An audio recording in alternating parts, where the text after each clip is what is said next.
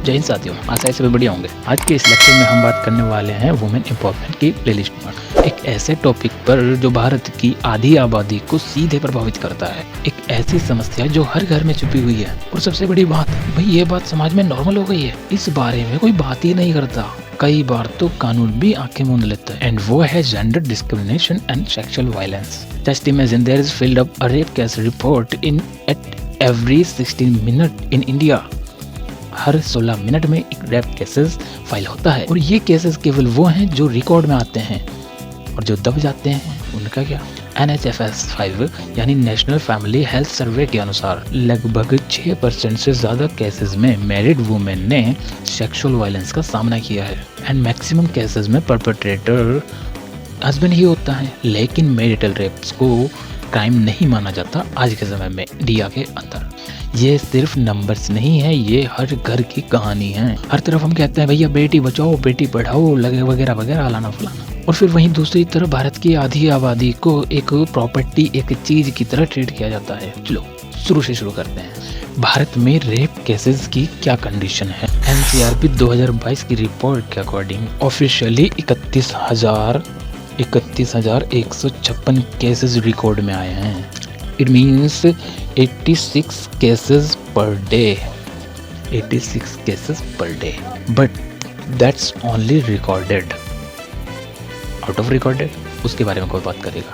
NFHS बताता है कि लाइफ टाइम में 6.1% ऑफ मैरिड वुमेन ने कभी ना कभी सेक्सुअल वायलेंस का सामना किया है। अगर एक्स्ट्रापोलेट करें तो मिलियंस ऑफ वुमेन अफेक्टेड हैं। एंड मैरिटल रेप वो तो इंडिया में एक्सेप्शन है भाई। सेक्शन 375 IPC के अकॉर्डिंग हस्बैंड वाइफ के साथ नॉन कंसेंसुअल सेक्स को रेप नहीं माना जाएगा if she is above 18 years old। और अभी ये नियम BNS में भी आ गया है। ऐसा नहीं है कि अभी तक किसी ने इस मुद्दे पर चर्चा करने की कोशिश नहीं की है। सुप्रीम कोर्ट्स में काफी पिटिशंस लगी हुई हैं, बट लेकिन नो क्रिमिनलाइजेशन। एक एस्टिमेट के अकॉर्डिंग 70 to 80% केसेस जो होते हैं वो मैरिटल होते हैं, लेकिन रिपोर्ट ही नहीं होते। कुछ society pressure is your like पति परमेश्वर, या फिर फैमिलीज को इज्जत का डर दिखाकर चुप करा दिया जाता है। If we talk on the recently cases, 2024 Calcutta medical college का केस, जहां trainee doctor rape plus murder का केस सामने आया था, पूरा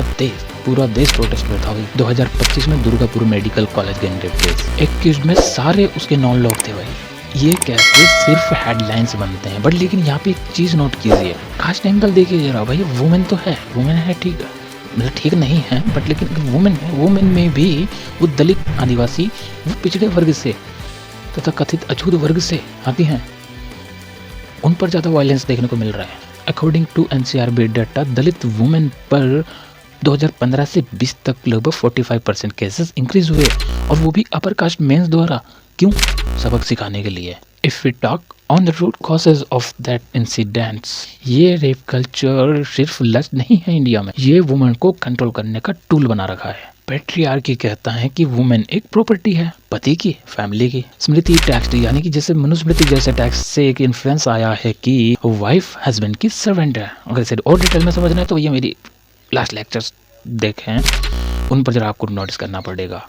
वहाँ पर सारा डिटेल में डिस्कस किया हुआ है कि हाँ क्या कहती है मनुस्मृति एट वुमेन, ठीक है, वो आपको थोड़ा सा देखना पड़ेगा। एडिशनल रिक्वेस्ट, अगर आप कम समय में इफेक्टिव और डीप नॉलेज पाना चाहते हैं तो हमारे FB और इंस्टा हैंडल्स को जरूर से विजिट करें, जहां आपको रोजाना कुछ न कुछ एजुकेशनल कंटेंट देखने को मिलेगा, और वो भी शॉर्ट्स के रूप में। अब हम अपने टॉपिक पर अगर वापस आए, लेकिन जो वास्तव में वैल्यूएबल स्क्रिप्चर्स हैं, वेदांत, उपनिषद, गीता वगैरह, वो सब कहते हैं कि भैया सभी में एक ही चेतना है, सब कॉन्शियसनेस इज ओनली वन।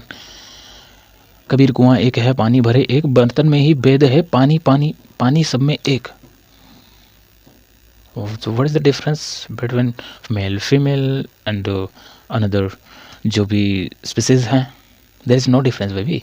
और मैरिटल रेप्स को जस्टिफाई करने वाले कहते हैं ट्रेडिशन, लेकिन ट्रेडिशंस में ही वुमेन को डीह्यूमनाइज किया गया है। कास्ट बेसिस रेप केसेस में upper caste main lower caste women को पनिश करते हैं कम्युनिटीज को ह्यूमिलाइट करने के लिए, और ब्लेम विक्टिम पर।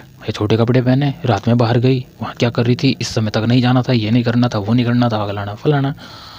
भैया नेताजी को तो अपना कुर्सी बचानी है, वो तो कुछ ना कुछ एक्सक्यूज देंगे ही देंगे, ठीक है।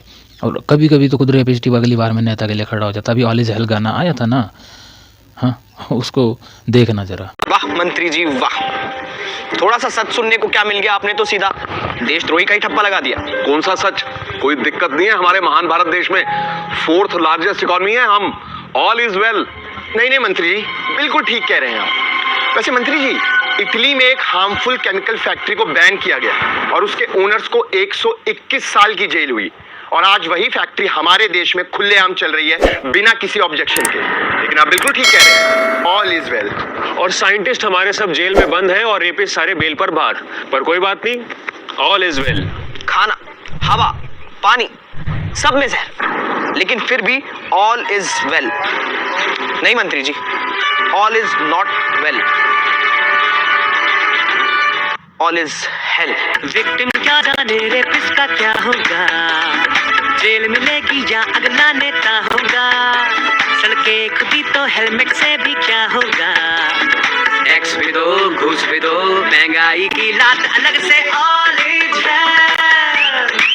अरे भैया ऑल इज वेल, अरे चाचू ऑल इज वेल, अरे भैया ऑल इज वेल।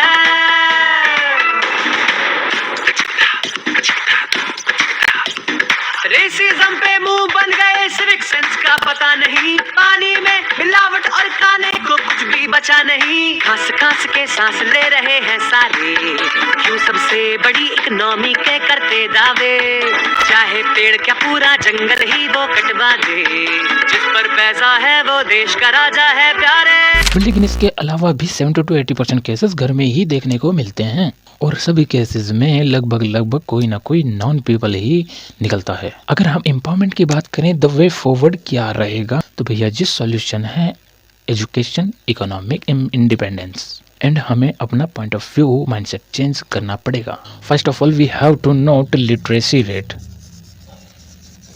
2025 तक फीमेल लिटरेसी लगभग 70 to 80%, लेकिन गैप अभी भी है। 90% वुमेन इनफॉर्मल जॉब्स में है। And secondly laws fast track courts बने हुए हैं, लेकिन कन्विक्शन रेट्स तो लो हैं 27% केसेस में, और एंड स्कीम्स भी चलाई हुई हैं गवर्नमेंट ने। बेटी बचाओ बेटी पढ़ाओ, महिला सशक्ति केंद्र, but implementation weak. Empowered women decisions खुद से लेती हैं, और पेट्रियार्की ये नहीं चाहेगी कि भैया जी हम इसको खुला छोड़ दें और ये अपनी मर्जी से चले। हम वो चाहती है, पेट्रियार्की कहती है कि हम रस्सा पकड़ के रखें, हम गले में पट्टा डाल के रखें, और हम इधर करें तो इधर, हम करें तो बौंक, हम करें तो उठ, हम करें तो बैठ। That's called by patriarchy. और वुमेन एजुकेटेड होगी, एम्पावर्ड होगी, सशक्त होंगी, तो भैया वो रिपोर्ट भी करेंगी वायलेंस को। जैसे डिनाइज में मेंटल स्ट्रेंथ से रिकवरी हुई, वैसे ही लाखों वुमेन उठ रही हैं। बट अभी काफ़ी पिछड़े भागों में कुछ चित्र ऐसे हैं जहाँ पे उनको कुछ नहीं पता। उनको लगता है कि भैया ये ही हमारा भगवान है, इसने लात मार दी तो कोई दिक्कत नहीं है, जय हो। And last but not least, so हमारा कंक्लूजन क्या निकलता है इन सब डिस्कशंस के बाद? भैया जी ये प्रॉब्लम है systematic, patriarchy, caste plus silence, but changes possible हैं। Report, support and educate. हर वुमेन एम्पावर्ड हो तो इंडिया ट्रूली डेवलप्ड होगा। भैया मैंने बहुत बार सुना है, मैं काफ़ी लोगों को सुनता रहता हूँ, फेमस पर्सनैलिटीज़ को, जो फिलोसोफर होते हैं, आप अगर सुनेंगे तो देखना, वो कहते हैं कि भैया आप किसी भी गांव, शहर, घर फैमिली, किसी भी फैमिली की अगर डेवलपमेंट देखनी हो, उनका विकास देखना हो, not for perspective of money, bank balance ना, अगर उनका देखना हो कि वो कितने डेवलप हुए हैं, डेवलपमेंट इज़ नॉट दैट कि how much money you have in your bank account, that is not development, that is growth, but development is another thing. ठीक है, अगर किसी का डेवलपमेंट देखना हो, वहाँ पे देख लो कि वहाँ की वुमेन को कितनी पावर, वहाँ की वुमेन कितने समझदार हैं, वहाँ की वुमेन कितनी एक्टिव हैं, कितनी सशक्त हैं, कितनी एजुकेटेड हैं, कितनी एम्पावर्ड हैं। Drop your complaint and suggestion in comment box. सुधार करने लायक हुए तो सुधार किया जाएगा। तब तक के लिए खुश रहें, सदा मुस्कुराते रहें। धन्यवाद।